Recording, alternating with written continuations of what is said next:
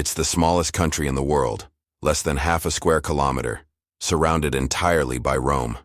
No army, no farms, no citizens in the usual sense. And yet, it's one of the most powerful places on earth. This is Vatican City, the home of the Pope, and the only country run entirely by a religion. But why does the Pope have his own nation? And how did it all begin? To understand, we have to go back nearly 2,000 years. It all started with St. Peter, one of Jesus' apostles.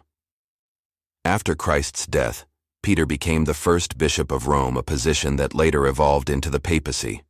When Peter was executed in Rome around 64 AD, he was buried on the Vatican Hill, the very place where St. Peter's Basilica now stands. As Christianity spread, the bishops of Rome grew in influence.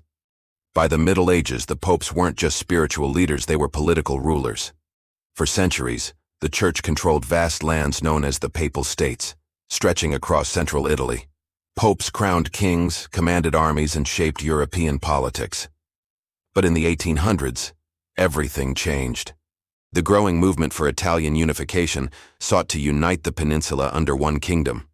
One by one, the Papal States were seized, until 1870, when the Italian army captured Rome itself. The Pope, Pius IX, refused to recognize the new Italian government. He locked himself inside the Vatican, declaring himself a prisoner of the Vatican. For nearly 60 years, popes lived in isolation, governing only their spiritual flock, not a single piece of land. Then, in 1929, everything changed again. Italy's Prime Minister, Benito Mussolini, signed an agreement with the Pope, the Lateran Treaty. It recognized the Vatican as an independent sovereign state. In return, the Church recognized the Kingdom of Italy, and so, Vatican City was born, a tiny nation ruled by the Pope, free from any other country's control.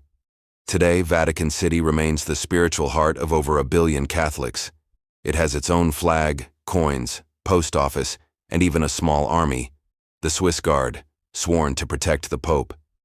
But its real power doesn't come from land or weapons. It comes from faith, diplomacy, and the influence of the Church around the world. So, why does the Pope have his own country?